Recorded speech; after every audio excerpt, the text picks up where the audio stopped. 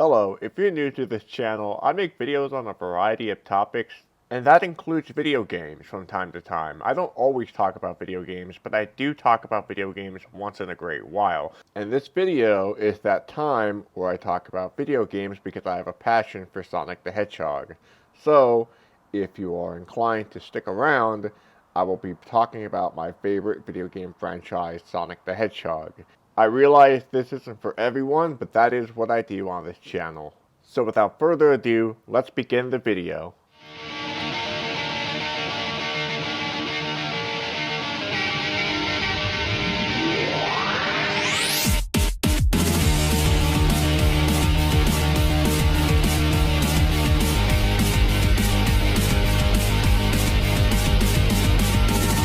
Yep. This video is going to show a little bit of my autistic side, but I hold no shame.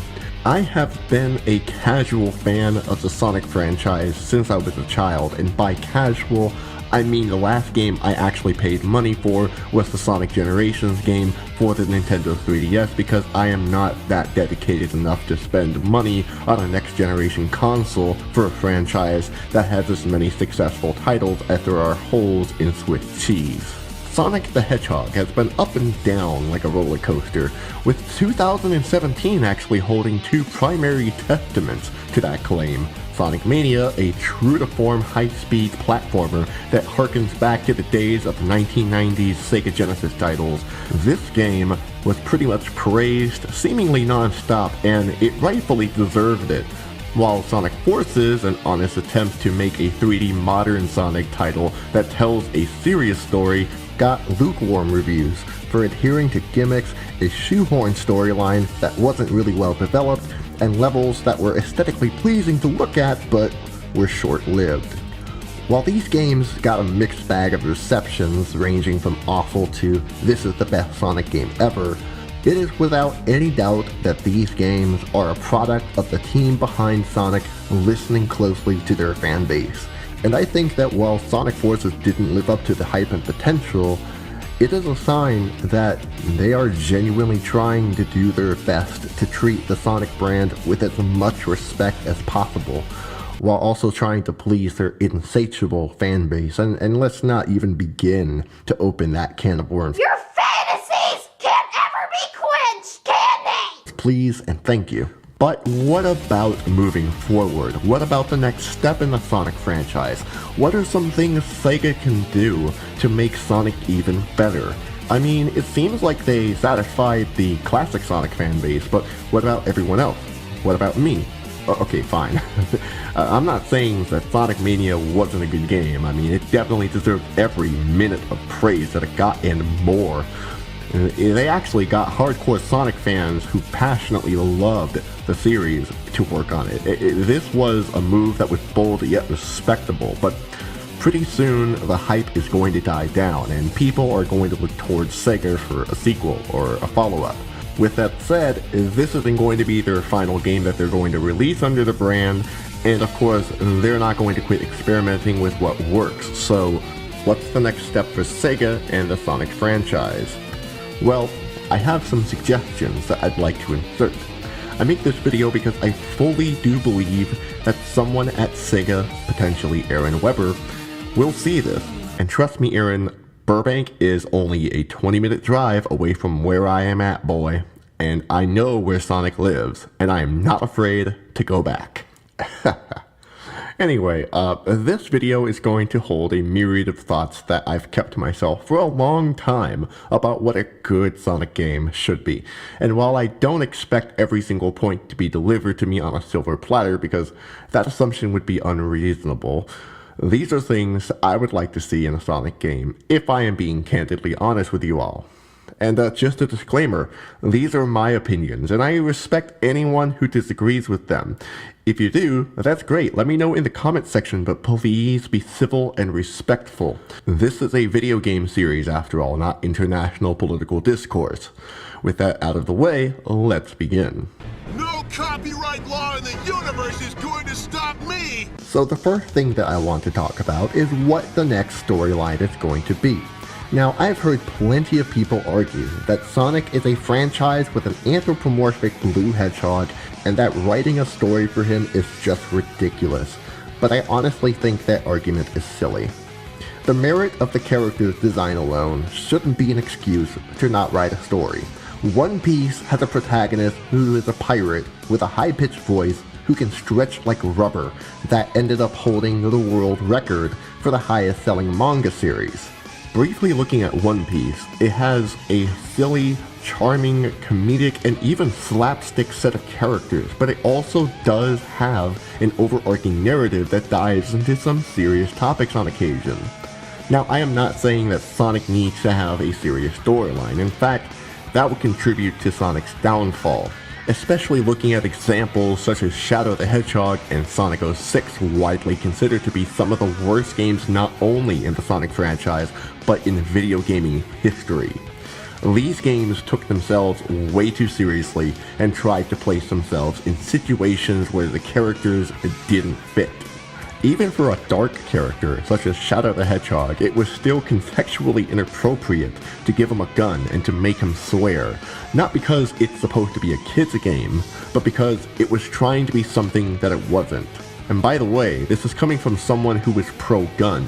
Shadow the Hedgehog came out around the time when first-person shooters and other more edgy video game titles started becoming popular in the mainstream video game culture, which makes Shadow the Hedgehog and Sonic 06 products of their time, but heavily dating them in the process.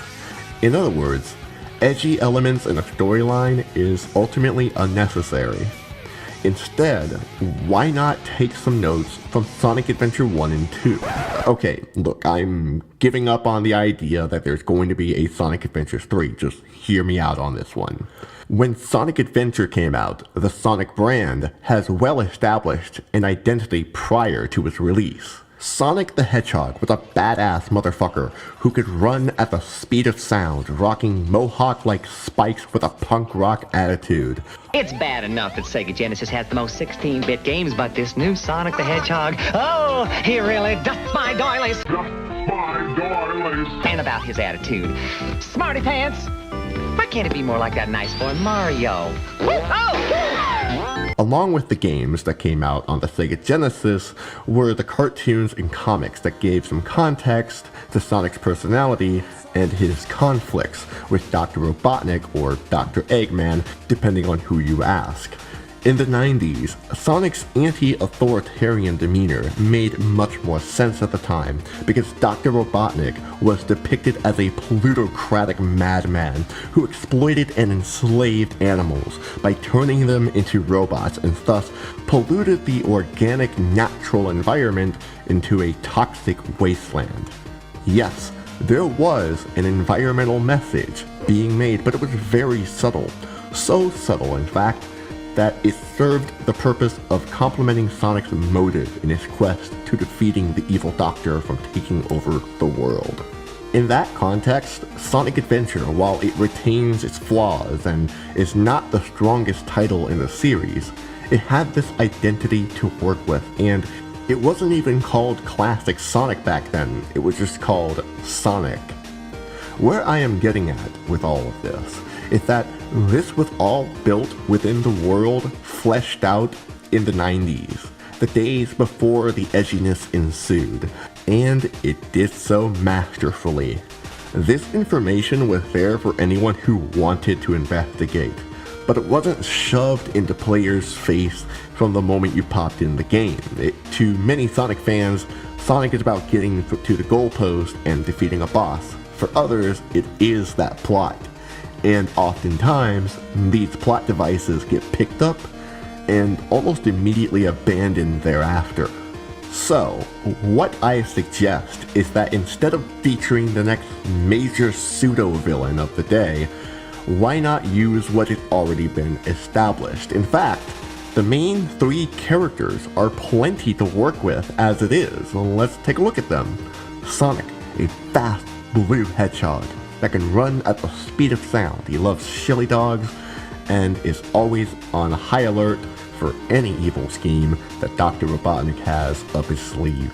He generally doesn't like staying in one place for too long and seems to value his sense of freedom. His best friend is Tails, also known as Miles per Hour, a two-tailed fox who can use his two tails to propel himself into flight mode. While Tails tends to look up to Sonic, Tails can actually hold his own pretty well, and is a bit of a technical genius.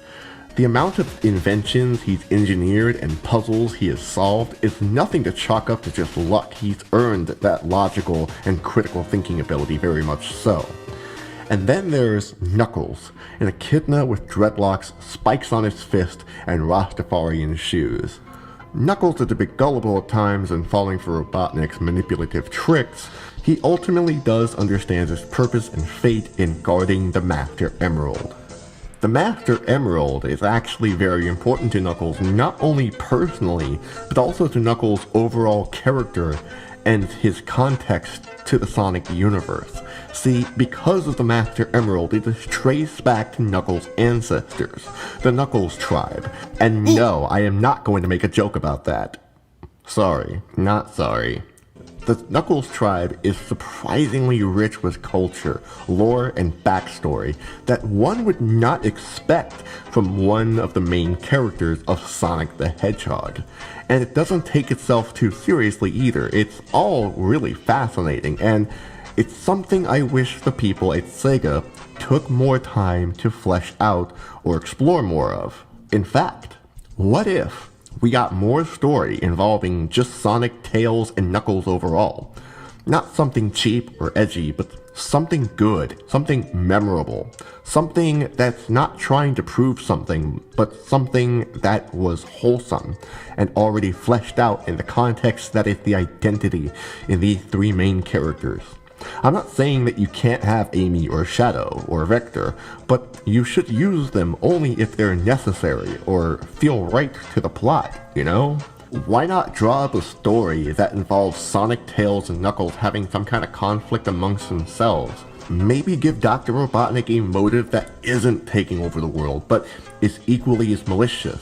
Maybe make a prequel game about how Sonic and Tails met. Maybe Knuckles can meet someone who can answer some questions about the Master Emerald. These are things you can work with that don't exactly have to always pile drive disposable characters in a pointless and forgettable story that no one is going to care about. Now, with that being said, I'd like to transition into the next part of this video, and that is the overall feel of the next Sonic game. I don't know, but as good as Sonic Mania and Sonic Generations did, I can't be the only one who felt that the overall aesthetic was, what's the word I'm looking for? Bland. Sonic Generations' story was bland, but the overall presentation felt like I was looking at a blank canvas. Sonic Mania, on the other hand, it was definitely more colorful. It still feels to me like the exterior was made out of Legos. Something to me that doesn't really fit with Sonic's overall personality all that much. And yes, I'm aware that there was a Lego Sonic game. I didn't really care for it. Even Sonic Forces is guilty of this as well. I mean, look at this logo. Speaking of Sonic Forces, Sonic Mania, and even Sonic Generations, I can appreciate their attempt to harken back to their roots with polished 16-bit graphics, classic Sonic gameplay, and their Genesis chiptune and Rock and Crush 4D tracks. But look, nostalgia is becoming a redundant concept. The fact that Sonic Generations is 7 years old as of making this video and was an initial start to the games that harken to the good old days is paradoxical in that celebrating nostalgia grows old when the whole identity is completely centered around nostalgia. It's like the Sonic franchise is in retirement, but it's also in denial that it's being in retirement. Instead, why not outsource your influences? I mean, you did that in seeking your inspiration for Sonic Adventure. You flew to Guatemala and took pictures of the scenery and used your photographs to put textures in the set pieces. We saw everything with our own eyes, and we ended up taking a lot of pictures as well. But that just wasn't to get a better feel for the environments. It wasn't to take pretty pictures home with us. We actually used these pictures as textures in the game to create more realistic environments. For instance, for the rocks and the jungle walls in some of the levels, those are actually pictures taken on our trip. And we feel that this helped create a certain sense of realism in the game that never existed in any previous Sonic game. The inspiration and the pictures that we took on our trip really helped add to the quality of Sonic Adventure. That was innovative and clever for the time because it gave Sonic Adventure an identity of its own, even apart from its sequel, Sonic Adventure 2. And again, despite its flaws, Sonic Adventure felt like an adventure. It felt like one was exploring different parts of the world, essentially the environment that was the Mystic Ruins and the levels surrounding it.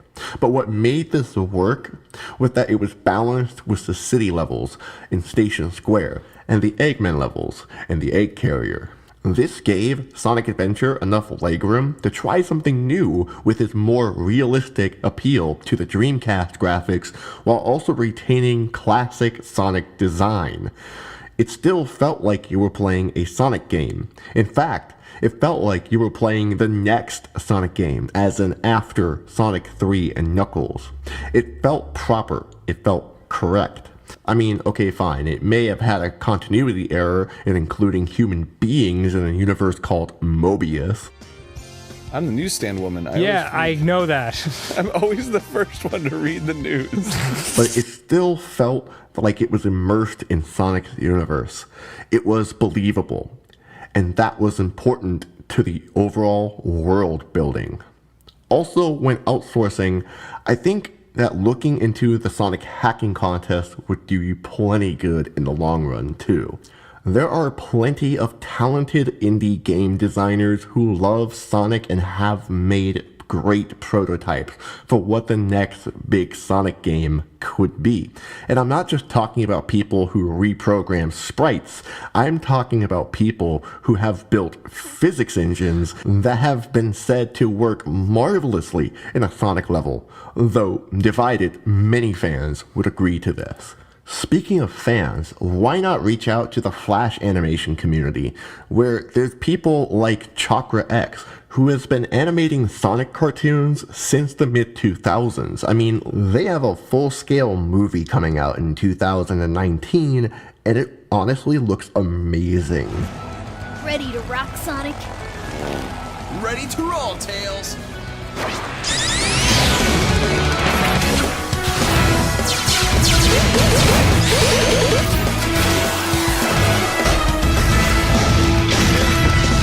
In addition, why not reach out to some other musicians other than Crush 40? Now, I know Crush 40 is a great band, and I gotta give credit where credit is due. Crush 40 is literally the reason why I wanted to learn to play the guitar. I'm not kidding either. I have been in many punk, metal, folk, and ska bands because of it too. But Crush 40 has outlived its relevancy.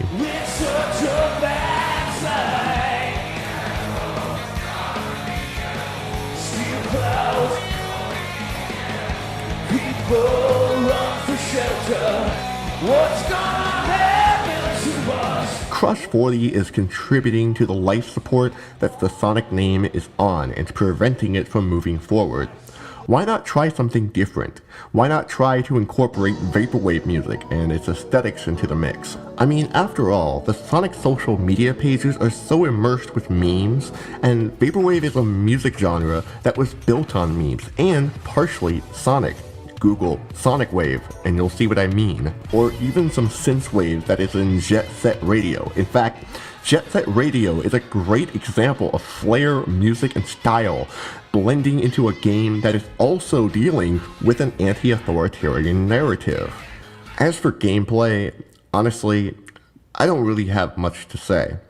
I feel like this topic in particular has been talked to death here on YouTube, and I don't really have one gameplay style that I prefer.